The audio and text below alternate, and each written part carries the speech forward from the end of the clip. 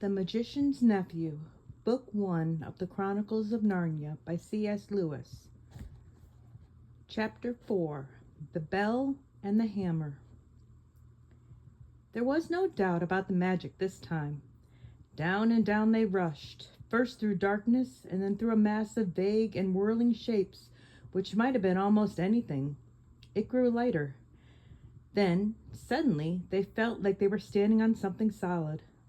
A moment later, everything came into focus, and they were able to look about them. "What a queer place," said Degori. "I don't like it," said Polly, with something like a shudder. What they noticed first was the light. It wasn't like sunlight, and it wasn't like electric light or lamps or candles or anything light they'd ever seen. It was a dull, rather red light, not at all cheerful. It was steady and did not flicker. They were standing on a flat paved surface, and buildings rose all around them. There was no roof overhead. They were in a sort of a courtyard. The sky was extraordinarily dark, a blue that was almost black. When you had seen that sky, you wondered that there would be any light at all. "It's very funny weather here," said Degori. "I wonder if we've arrived just in time for a thunderstorm or an eclipse." "I don't like it," said Polly. Both of them, without quite knowing why, were talking in whispers, and though there was no reason why they should still go on holding hands after they jumped, they didn't let go. The walls rose very high all around that courtyard. They had many great windows in them, windows without glass, through which you saw nothing but black darkness. Lower down there were great pillared arches, yawning blackly like the mouths of railway tunnels. It was rather cold. The stone of which everything was built seemed to be red, but that might only be because of the curious light. It was obviously very old. Many of the flat stones that paved the courtyard had cracks on them. None of them fitted closely together, and the sharp corners were all worn off. One of the arched doorways was half filled up with rubble. The two children kept on turning around and around to look at the different sides of the courtyard. One reason was that they were afraid of somebody, or something, looking out those windows at them when their backs were turned. "Do you think anyone lives here?" said Degori at last, still in a whisper. "No," said Polly. "It's all in ruins. We haven't heard a sound since we came." "Let's stand still and listen for a bit," suggested Degori.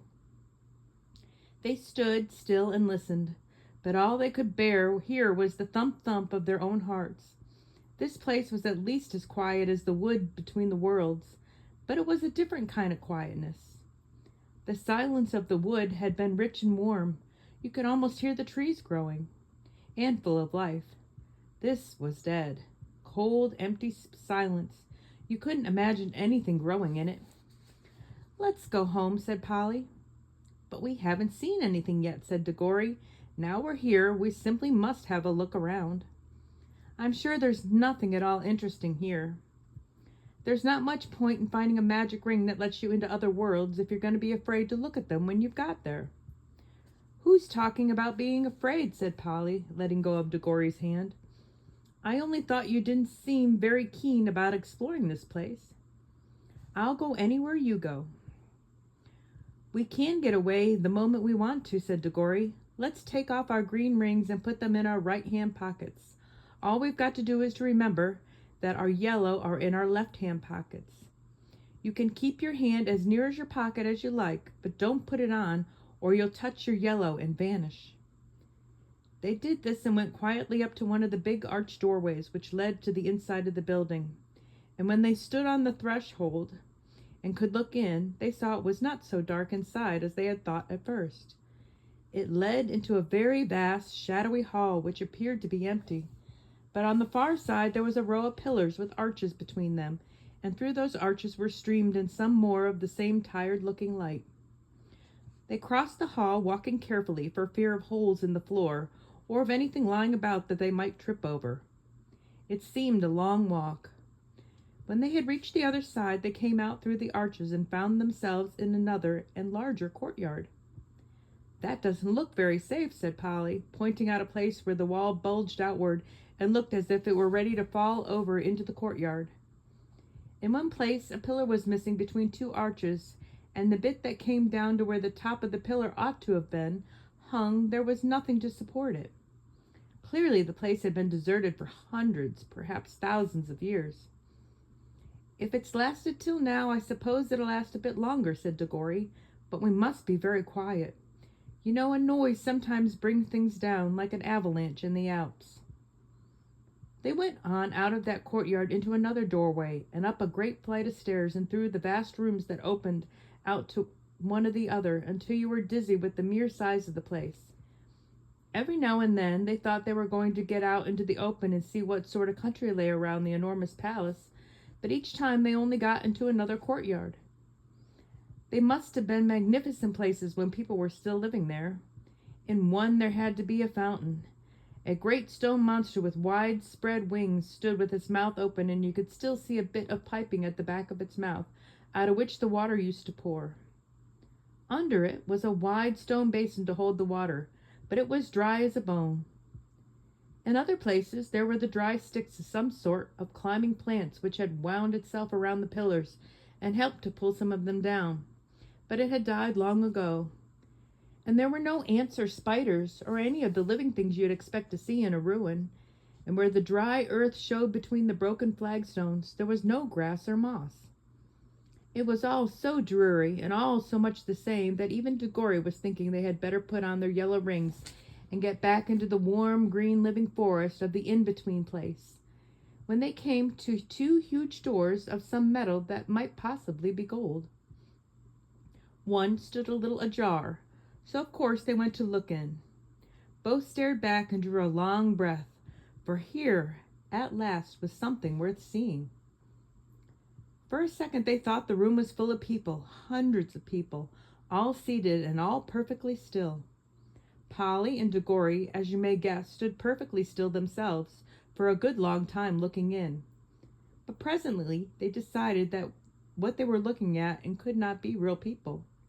There was not a movement, nor the sound of a breath among them all. They were like the most wonderful waxworks you'd ever saw. This time Polly took the lead.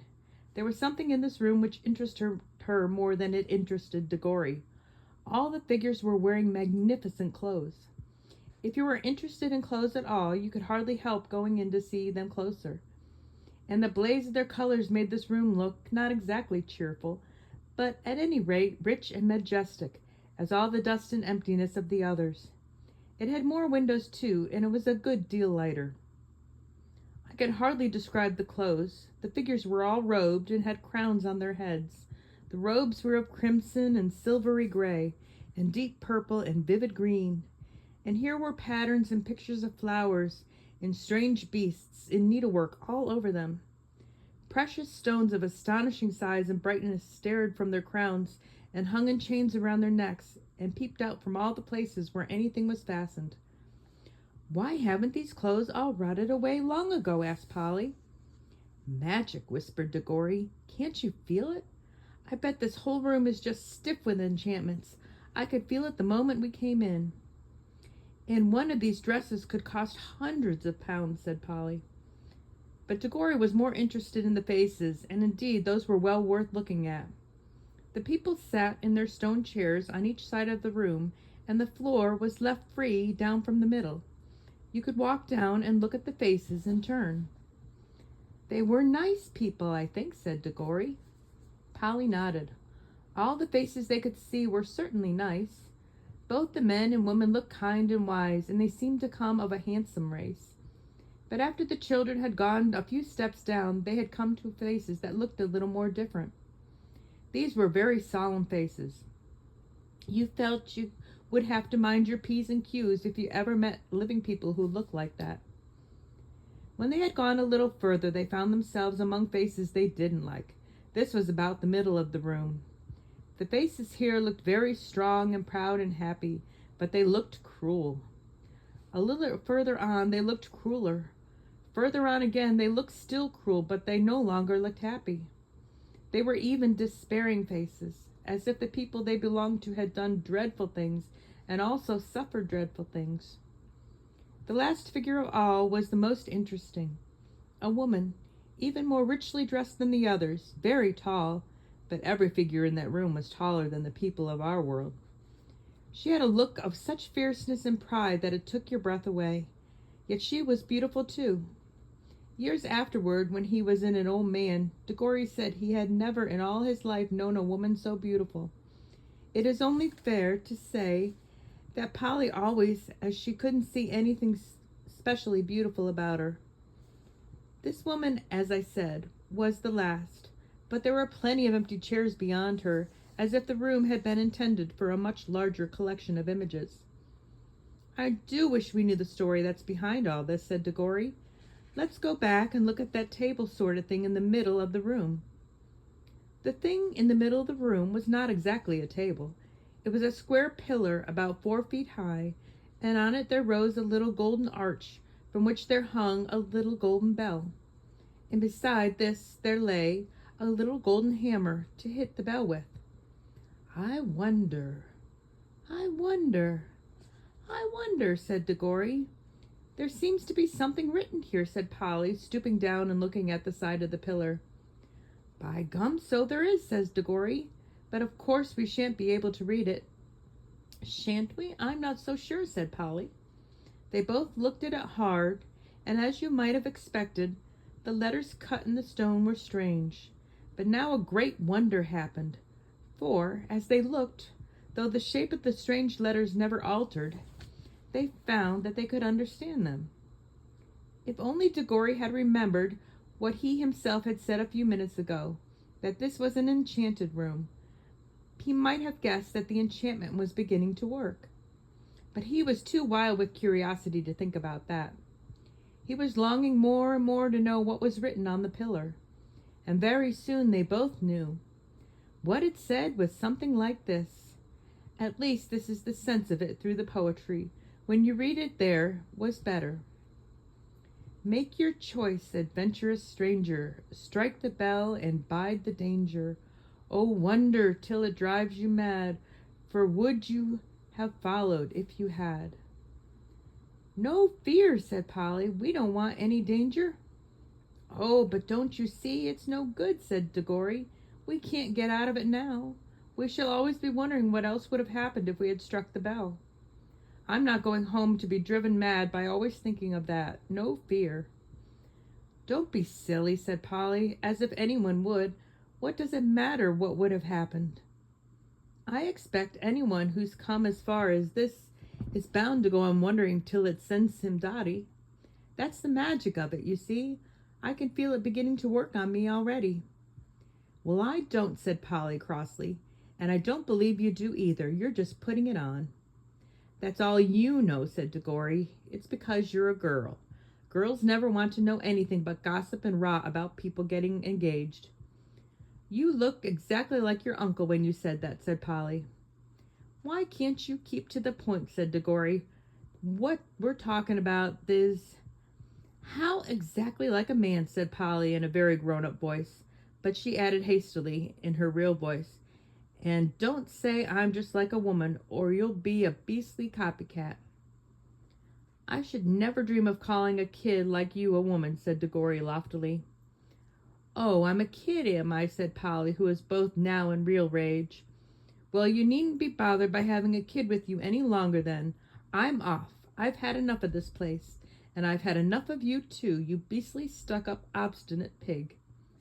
None of that, said Degori in a voice even nastier than he meant it to be, for he saw Polly's hand moving to her pocket to get a hold of her yellow ring. I can't excuse what he did except by saying that he was very sorry for it afterwards, and so were a good many other people. Before Polly's hand reached her pocket, he grabbed her wrist, leaning across her with his back against her chest. Then, keeping her other arm out of the way with his other elbow, he leaned forward, picked up the hammer, and struck the golden bell in a light, smart tap. Then he let her go, and they fell apart, staring at each other and breathing hard. Polly was just beginning to cry, not with fear, and not even because he had hurt her wrist quite badly, but with furious anger. Within 2 seconds, however, they had something to think about that drove their own quarrels quite out of their mind. As soon as the bell was struck, it gave out a note, a sweet note such as you might have expected, and not very loud. But instead of dying away, it went on, and it went on, and it grew louder. Before a minute had passed, it was twice as loud as it had been to begin with. It was soon so loud that if the children had tried to speak, but they weren't thinking of speaking now, they were just standing with their mouths open, they would not have heard one another. Very soon it was so loud that they could not have heard one another even by shouting. And still it grew, all on one note, a continuous sweet sound, though the sweetness had something horrible about it, till all the air in that great room was throbbing with it, and they could feel the stone floor trembling under their feet. Then at last it began to be mixed with another sound, a vague, disastrous noise which sounded first like the roar of a distant train, and then like the crash of a falling tree. They heard something like great weights falling. Finally, with a sudden rush and thunder and a shake that nearly flung them off their feet, about a quarter of the roof at one end of the room fell in. Great blocks of masonry fell all around them, and the walls rocked. The noise of the bells stopped. The clouds of dust cleared away. Everything became quiet again. It was never found out whether the fall of the roof was due to magic, or whether that the unbearably loud sound from the bell just happened to strike the note, which was more than those crumbling walls could stand. "There, I hope you're satisfied now," panted Polly. "Well, it's over anyway," said Diggory, and both thought it was, but they had never been more mistaken in their lives. Chapter 5. The Deplorable World. The children were facing one another across the pillars where the bell hung, still trembling, though it no longer gave out any note. Suddenly they heard a soft noise from the end of the room, which was still undamaged. They turned quickly as lightning to see what it was. One of the robed figures, the furthest off one of all, the woman whom Diggory thought so beautiful, was rising from its chair. When she stood up, they realized that she was even taller than they had thought. And you could see at once, not only from her crown and robes, but from the flash of her eyes and the curve of her lips, that she was a great queen. She looked round the room and saw the damage and saw the children, but you could not guess from her face what she thought of either, or whether she was surprised. She came forward with a long, swift strides. "Who has awakened me? Who has broken the spell?" she asked. "I think it must have been me," said Diggory. "You," said the queen, laying her hand on his shoulder, a white, beautiful hand, but Diggory could feel that it was strong and as steel pincers. "You? But you're only a child, a common child. Anyone can see at a glance that you have no drop of royal or noble blood in your veins. How did such as you dare to enter this house?" "We've come from another world by magic," said Polly, who thought it was high time the queen took some notice of her as well as Diggory. "Is this true?" said the queen, still looking at Diggory and not giving Polly even a glance. "Yes, it is," said he. The queen put her other hand under his chin and forced it up so that she could see his face better. Diggory tried to stare back, but he soon had to let his eyes drop. There was something about hers that overpowered him. As she had studied him for well over a minute, she let go of his chin and said, "You are no magician. The mark of it is not on you. You must be only the servant of a magician. It's on another's magic that you have traveled here." "It was my Uncle Andrew," said Diggory.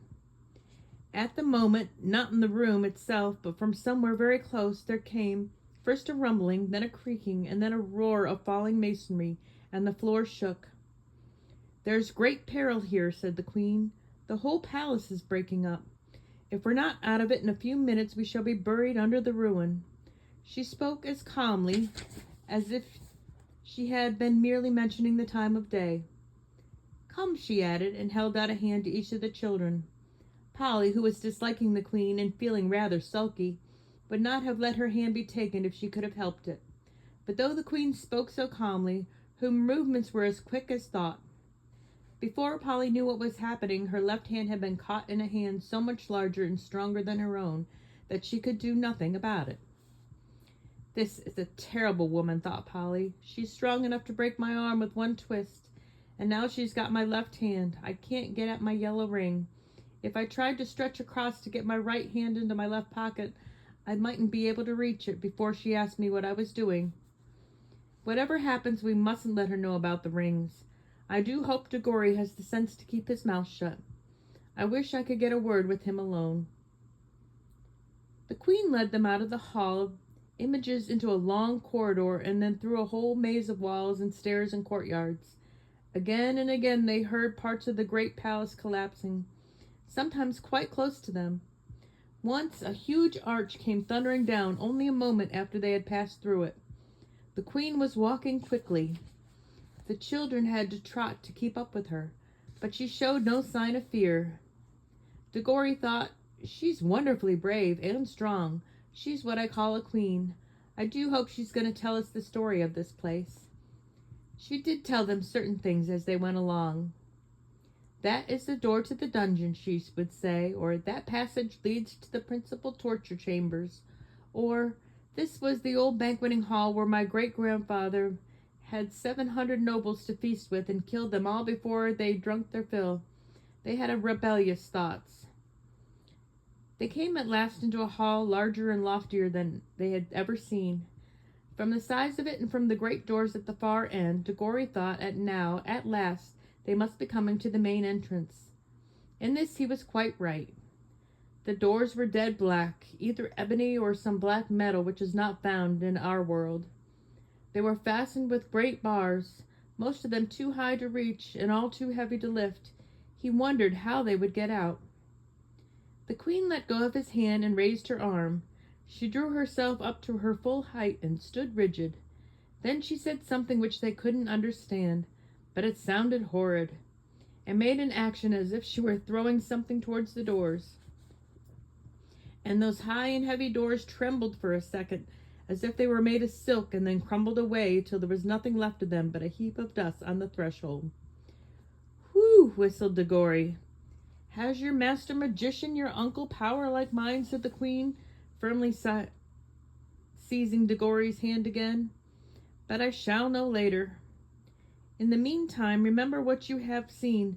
This is what happens to things and to people who stand in my way."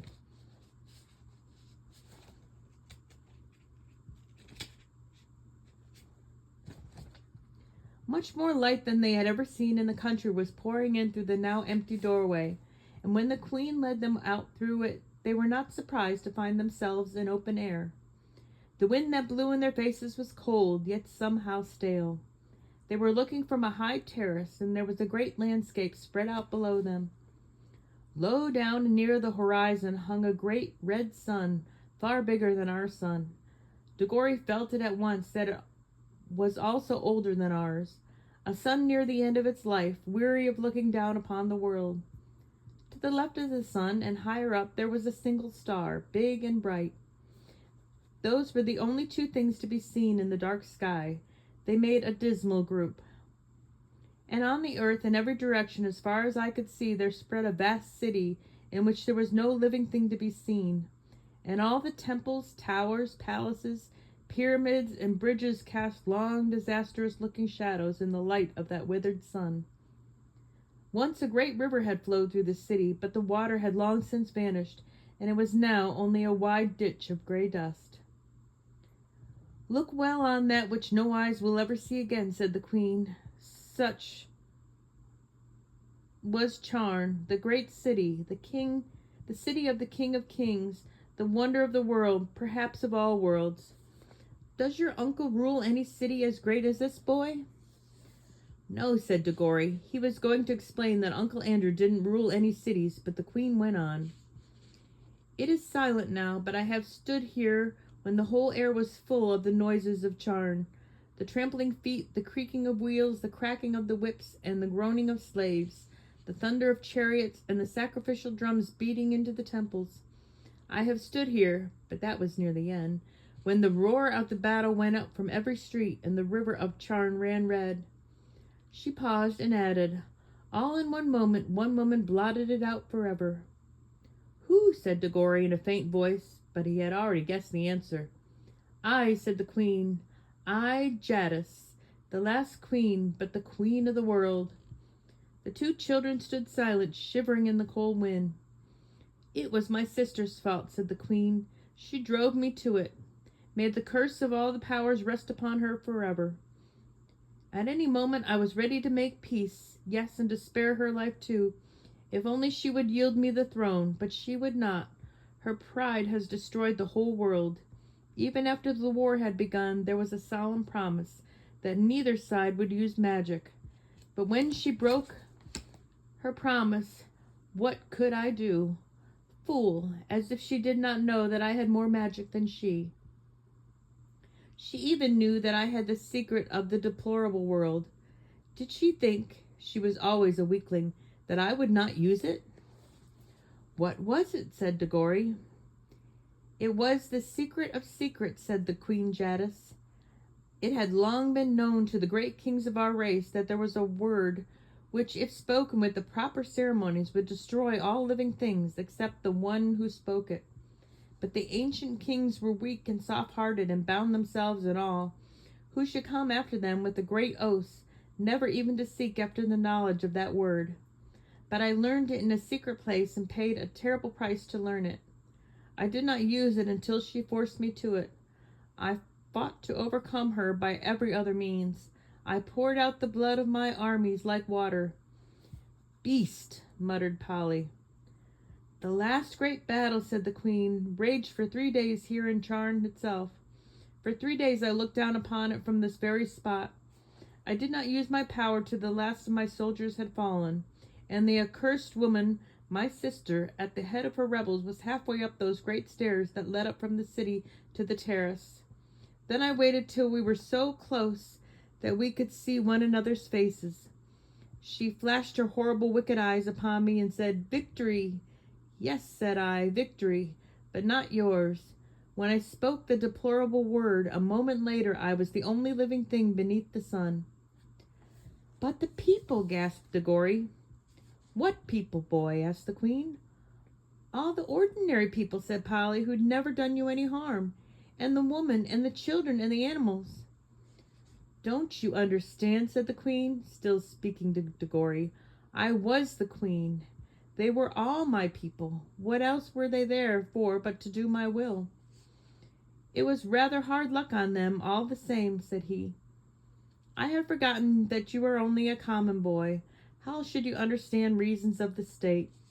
You must learn, child, that what would be wrong for you or for any of the common people is not wrong in such a great queen such as I. The weight of the world is on our shoulders.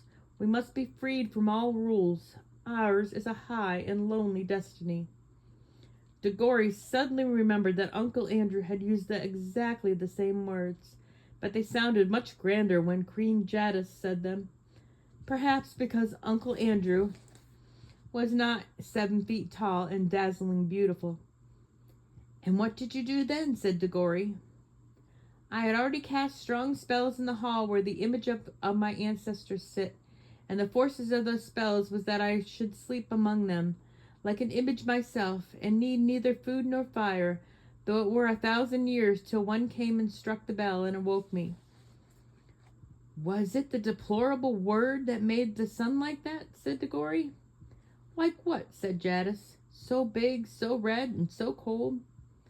It has always been so, said Jadis, at least for hundreds of thousands of years. Have you a different sort of sun in your world? Yes, it's smaller and yellower, and it gives a good deal more heat. The queen gave a long draw. Ah! And Dagori saw on her face that same hungry and greedy look which she had seen lately on Uncle Andrew's. So, she said, yours is a younger world. She paused for a moment and looked once more at the deserted city, and if she was sorry for all the evil she'd done there, and she certainly didn't show it, and then said, Now, let us be going. It is cold here at the end of all the ages. Going where? Asked both children. Where? Repeated Jadis in surprise. To your world, of course. Polly and Dagori looked at each other aghast. Polly had disliked the queen from the first, and even Dagori, now that he had heard the story, felt that he had seen quite as much as her as he wanted. Certainly she was not at all the sort of person one would like to take home. And if they did like, they didn't know how they could. What they wanted was to get away themselves, but Polly couldn't get at a ring, and of course DeGory couldn't go without her. DeGory got very red in the face and stammered, Oh, our world. I didn't know you wanted to go there. What else were you sent here for, if not to fetch me? Said Jadis. I'm sure you wouldn't like our world at all, said DeGory. It's not her sort of place, is it, Polly? It's very dull, not worth seeing, really. It will soon be worth seeing when I rule it, answered the Queen. Oh, but you can't, said DeGory. It's not like that. They wouldn't let you, you know. The Queen gave a contemptuous smile. Many great kings, she said, thought they could stand against the House of Charn, but they all fell, and their names are forgotten. Foolish boy, do you think that I, with my beauty and my magic, will not have your whole world at my feet before a year has passed? Prepare your incantations and take me there at once.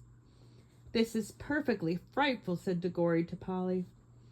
Perhaps you fear for this uncle of yours, said Jadis, but if he honors me duly, he shall keep his life and his throne. I am not coming to fight against him. He must be a very great magician if he has found how to send you here. Is he king of your world, or only of a part? He isn't a king of anywhere, said DeGory. You are lying, said the Queen. Does not magic always go with the royal blood? Who ever heard of common people being magicians? I can see the truth whether you speak it or not. Your uncle is the great king and the great enchanter of your world, and by his art he has seen the shadow of my face in some magic mirror or some enchanted pool, and for the love of my beauty he has made a potent spell which took your world to its foundations and sent you across the vast gulf between world and world to ask my favor and to bring me to him. Answer me, is that not how it was? Well, not exactly, said DeGory. Not exactly, shouted Polly. Well, it's absolute bosh, and from beginning to end. Minions, cried the Queen, turning in rage upon Polly and seizing her hair at the very top of her head where it hurts the most. But in doing so, she let go of both the children's hands. Now, shouted DeGory, and quick, shouted Polly. They plunged their left hands into their pockets. They did not even need to put the rings on. The moment they touched them, the whole of the dreary world vanished from their eyes. They were rushing upward, and a warm green light was growing nearer overhead. Chapter 6. The Beginning of Uncle Andrew's Troubles. Let go, screamed Polly. I'm not touching you, said DeGory. Then their heads came out of the pool, and once more the sunny quietness of the wood between the worlds was all about them, and it seemed richer and warmer and more peaceful than ever after the staleness and ruin of the place they had just left. I think that, if they had been given the chance, they would again have forgotten who they were and where they'd come from, and would have lain down and enjoyed themselves half asleep, listening to the growing of the trees. But this time there was something that kept them as wide awake as possible, for as soon as they had gotten into the grass, they found that they were not alone. The Queen, or the witch, whichever you'd like to call her, had come up with them, holding on fast by Polly's hair. That was why Polly had been shouting out, "Let go." This proved, by the way, another thing about the rings which Uncle Andrew hadn't told DeGory, because he didn't know it himself. In order to jump from world to world by using one of those rings, you don't need to be wearing or touching it yourself. It's enough if you are touching someone who's touching it. In that way, they work like a magnet, and everyone knows that if you pick up a pin with a magnet, and any other pin which is touching the first pin will come too. Now that you saw her in the woods, Queen Jadis looked different. She was much paler than she had been, so pale that hardly any of her beauty was left, and she was stooped and seemed to be finding it hard to breathe, as if the air of that place stifled her. Neither of the children felt in the least afraid of her now. Let go of my hair," said Polly. "What do you mean by it?" "Here, let go of her hair at once," said DeGory. They both turned and struggled with her. They were stronger than she, and in a few seconds they had forced her to let go. She reeled back panting, and there was a look of terror in her eyes. Quick, Degori, said Polly, change rings and into the home pool. Help, help, mercy, cried the witch in a faint voice, staggering after them. Take me with you. You cannot mean to leave me in this horrible place. It's killing me. It's a reason of state, said Polly spitefully, like when you killed all those people in your own world. Do be quick, Degori. They had to put on their green rings, but Degori said, Oh, bother, what are we to do? He couldn't help feeling a little sorry for the queen. Oh, don't be such an ass, said Polly. 10 to 1 she's only shamming. Do come on. And then both children plunged into the home pool. It's a good thing we made that mark, thought Polly. But as they jumped, Degori felt that a large cold finger and thumb had caught him by the ear. And as they sank down and the confused shapes of our own world began to appear, the grip of that finger and thumb grew stronger. The witch was apparently recovering her strength. Degori struggled and kicked, but it was not in the least use. In a moment they found themselves in Uncle Andrew's study, and there was Uncle Andrew himself, staring at the wonderful creature that Degori had brought back from beyond the world. And well he might stare. Degori and Polly stared too. There was no doubt that the witch had gotten over her faintness, and now that one saw her in our world with ordinary things around her, she fairly took one's breath away. In Charn she had been alarming enough. In London she was terrifying. For one thing, they had not realized till now how very big she was. Hardly human was what Degori thought when he looked at her, and he may have been right, for some say there is giantish blood in the royal family of Charn. But even her height was nothing compared with her beauty, her fierceness, and her wildness. She looked 10 times more alive than most of the people one meets in London. Uncle Andrew was bowing and rubbing his hands and looking, to tell the truth, extremely frightened. He seemed a little shrimp of a creature beside the witch. And yet, as Polly said afterwards, there was a sort of likeness between her face and his, something in the expression. It was the look that all wicked magicians have, the mark which Jadis said she could not find in Degori's face. One good thing about seeing the two together was that you would never again be afraid of Uncle Andrew, any more than you'd be afraid of a worm after you had met a rattlesnake, or afraid of a cow after you'd met a mad bull. Pooh, thought Degori to himself, him a magician? Not much. Now she's the real thing. Uncle Andrew kept rubbing his hands and bowing. He was trying to say something very polite, but his mouth had gone all dry so that he could not speak. His experiment with the rings, as he called it, was turning out more successful than he liked. For though he had dabbed in magic for years, he had always left all the dangers, as far as one can, to other people. Nothing at all like this had ever happened to him before. Then Jadis spoke, not very loud, but there was something in her voice that made the whole room quiver. Where is the magician who has called me into this world? Madam, gasped Uncle Andrew, I am most honored, highly gratified, a most unexpected pleasure. If only I had the opportunity of making any preparations, Where's the magician, fool? Said Jadis. I am, madam. I hope you will excuse, liberty these naughty children may have taken. I assure you there was no intention. You, said the queen in a still more terrible voice. Then in one stride she crossed the room, seized a great handful of Uncle Andrew's gray hair and pulled his head back so that his face looked up into hers. Then she studied his face just as she had studied Degori's face in the palace of Charn. He blinked and licked his lips nervously all the time. At last she let him go, and suddenly he reeled back against the wall. I see, she said scornfully. You are a magician, of a sort. Stand up, dog, and don't sprawl there as if you were speaking to your equals. How do you come to know magic? You are not of royal blood, I'll swear. Well, not perhaps in the strict sense, stammered Uncle Andrew. Not exactly royal, madam. The Ketterleys are, however, a very old family. An old Dorsetshire family, ma'am. Peace, said the witch. I see what you are. You are a little meddling magician who works by rules and books. There is no real magic in your blood and heart. Your kind was made an end of in my world 1,000 years ago, but here I shall allow you to be my servant. I should be most happy, delighted to be of any service, a pleasure, I assure you. Peace! You talk far too much. Listen to your first task. I see we are in a large city. Procure for me at once a chariot, or a flying carpet, or a well-trained dragon, or whatever is usual for royal and noble persons in your land. Then bring me to places where I can get clothes and jewels and slaves fit for my rank. Tomorrow I will begin the conquest of the world. I'll go and order a cab at once, gasped Uncle Andrew. Stop, said the witch, just as she reached the door. Do not dream of treachery. My eyes can see through the walls and in the minds of men. They will be on you wherever you go. At the first sign of disobedience, I will lay such a spell on you that anything you sit down on will feel like red-hot iron, and whenever you lie in a bed there will be invisible blocks of ice at your feet. Now go. The old man went out looking like a dog with his tail between his legs. The children were now afraid that Jadis would have something to say to them about what happened in the wood.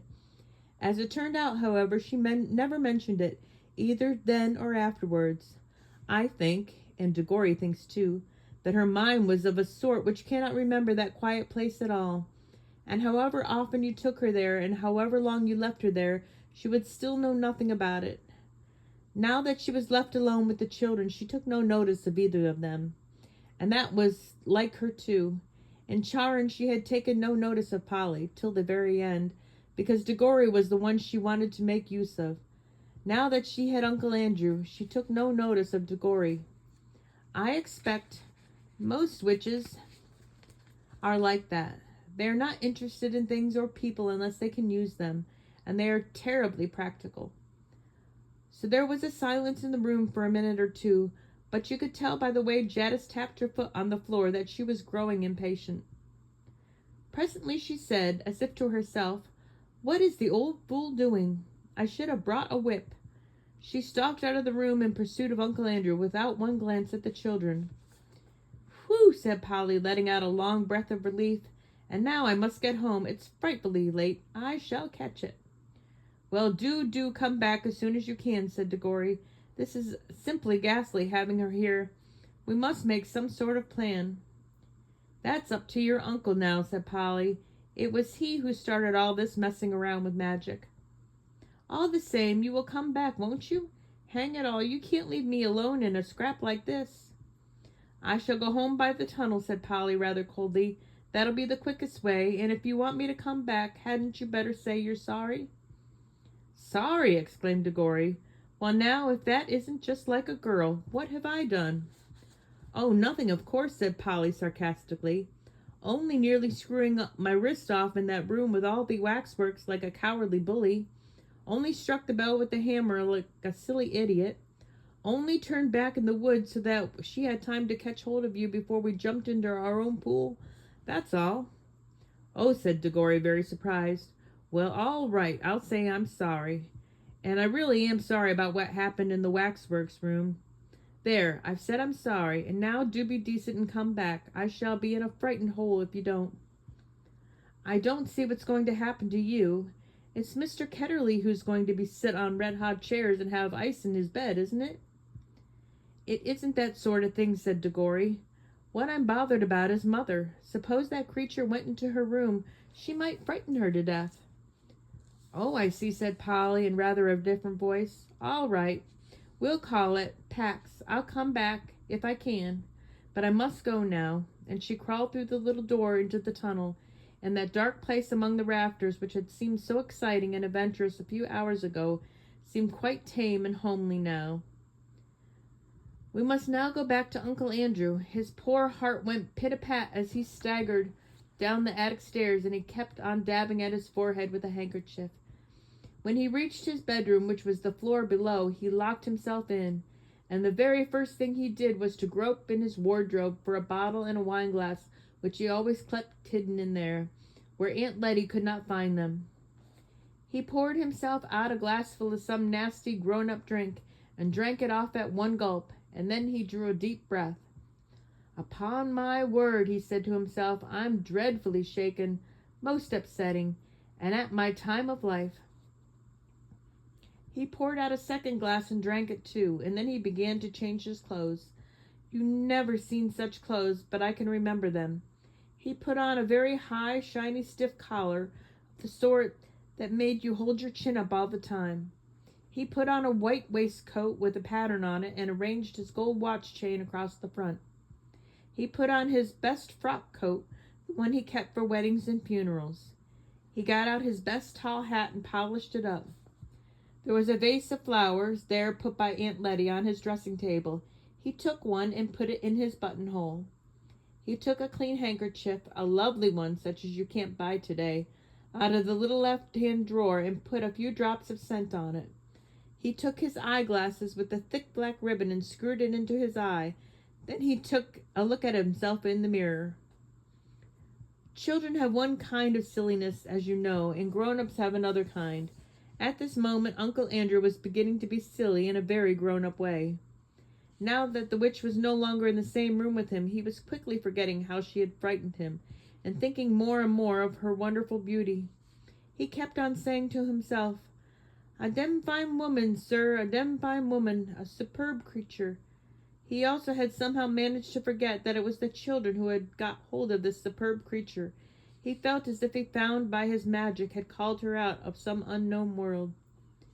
"Andrew, my boy," he said to himself as he looked in the glass, "you're a devilish, well-preserved fellow for your age, a distinguished-looking man, sir."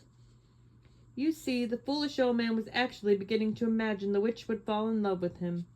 The 2 drinks probably had something to do with it, and so had his best clothes. But he was, in any case, as vain as a peacock, and that was why he had become a magician. He unlocked the door, went downstairs, sent the housemaid out to fetch a hansom — everyone has lots of servants in those days — and looked into the drawing-room. There, as he expected, he found Aunt Letty. She was busily mending a mattress. It lay on the floor near the window, and she kept kneeling on it. Letitia, my dear," said Uncle Andrew, I have to go out. Just lend me £5 or so, there's a good gal." Gal was the way he pronounced girl. "No, Andrew dear," said Aunt Letty, in her firm, quiet voice, without looking up from her work. "I've told you times without number that I will not lend you money." "Now, pray, don't be troublesome, my dear gal," said Uncle Andrew. "It's most important.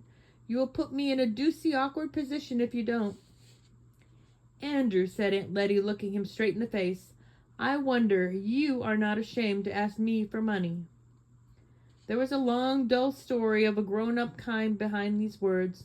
All you need to know about it is that Uncle Andrew, with what managing dear Letty's business matters for her, and never doing any work, and running up large bills for brandy and cigars, which Aunt Letty had paid again and again, had made her a good deal poorer than she had been 30 years ago. "My dear gal," said Uncle Andrew, "you don't understand. I shall have some quite unexpected expenses today. I have to do a little entertaining. Come now, don't be tiresome." "And who, pray, are you going to entertain, Andrew?" asked Aunt Letty.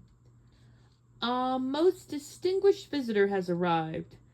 "Distinguished fiddlestick," said Aunt Letty. "There hasn't been a ring at the bell for the last hour." And at that moment the door was suddenly flung open. Aunt Letty looked around and saw with amazement that an enormous woman, splendidly dressed, with bare arms and flashing eyes, stood in the doorway. It was the witch.